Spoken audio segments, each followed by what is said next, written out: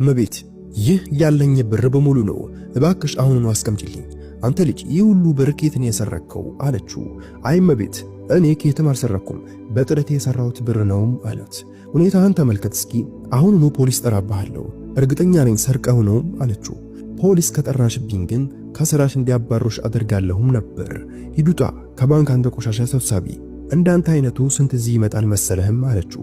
በአንድ ትንሽ ልጅ ላይ የባንክ ሰራተኞች እንዲህ ያለ መጥፎ ስራ ሲሰሩ ይህ ልጅ የዛ ባንክ ባለቤት የጠፋው ልጅ ይሆናል ብሎ ማንም አላሰበም ነበር። በዚህ አስገራሚ ታሪክ ውስጥ የሰው ልጅ የሰራው ክፉ ስራ ተመልሶ የሚመጣበት ትልቅ ትምህርት ነው። ታሪኩን ስትሰሙ አይኖቻችሁ በእንባ ይሞላል። አያት የ10 ዓመቱን አንኪት ሲያቅፉት በአይኖቻቸው እንባ ይፈስ ነበር። ልጁ እያለቀሰ ከእንግዲህ ወደ ባንክ አልሄድም ይል ነበር። አያቴ እነዚያ ሰዎች ደግሞ ይደበድቡኛል አለ አንኪት እያለቀሰ። የአያቱ ልብ ተሰበረ። በአንድ ትንሽ ልጅ ላይ እንዲህ ያለ ክፋት ነገር እንዴት ሊያደርጉ እንደሚችሉ ሊገባቸው አልቻለም ነበር። በባንክ ውስጥ የሆነው ነገር ከገመቱት በላይ መጥፎ ነበር። ሁሉ ነገር የጀመረው በዚያ ጠዋት አያትና አንኪት ጥቂት ብር ለማስቀመጥ ወደ ባንክ በሄዱበት ጊዜ ነበር። አንኪት ከአያቱ ጋር ብቻ ነበር የሄደው። ነገር ግን እዛ የደረሰበት ውርደት ለማንኛውም ልጅ በጣም የሚከብድ ነበር።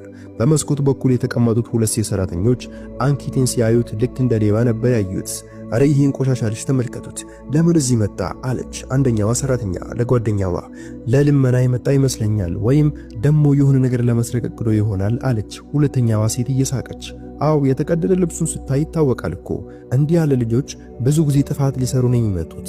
ነገር ግን እነዚህ ሰራተኞች አሁን እያፌዙበት ያለው ልጅ በኋላ ላይ ለስራቸው ጠንቅ እንደሚሆን አላወቁም ነበር። አንኪት የአያቱን ልብስ አጥብቆ ይዞ ነበር።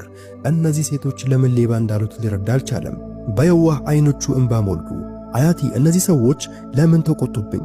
እኔም እኮ ምንም አላደረኩም ሲል በዝግታ ጠየቀ። ያ አያትየው ልብም ደነገጠ። የሆነ መጥፎ ነገር ሊፈጠር እንደሆነ ተሰማቸው። ጥበቃውም ቢሆን ተባብሮ አንኪትን ማስፈራራት ጀመረ። አንተ ትንሽ ልጅ እዚህ ምን ልታደርግ ነው የመጣኸው? ባንክ ውስጥ የምታስቀምጠው ይህ ሁሉ ብር ከየት ነው ያመጣኸውም አለው። ወደ አንኪት ጠጋ ብሎ እያስፈራራው አንኪት ወደ ኋላ ፈገፈገና በአያቱ ጀርባም ተደበቀ። ወደ ቤት መሄድ እፈልጋለሁ አያቴ እያለ ማለቀሰ። አንደኛዋ ሴት ሰራተኛ ወደ አንኪት የተቀደደ ልብስ እየጠቆመች ልብሱን እዩት ምን ያህል ቆሻሻ እንደሆነ፣ በእርግጠኝነት ከአንድ ሰው ቤት ሰርቆ ነው የመጣው፣ መፈተሽ አለበትም አለች። ሁለተኛዋም ሴት ልክ ብለሻል፣ እንዲህ ያሉ ልጆች በጣም አደገኛ ናቸው፣ እጃቸው ትንሽ ስለሆነ ቶሎ አያዙን በማለትም ተስማማች። ጥበቃውም አንኪት እየገፋ ሲሄድ ውጣ ከዚህ፣ በቆሸሸ ልብስ የጸዳውን ባንካችንን ያዋረድክ ነው፣ እዚህ ሀብታሞች ብቻ ነው የሚመጡት፣ እንዳንተ ላሉ ድሃ እዚህ ቦታ የለንም አለው። አንኪት ሊወድቅ ለጥቂት ጠርፎ ጮክ ብሎ ማልቀስም ጀመረ። አሁን በጣም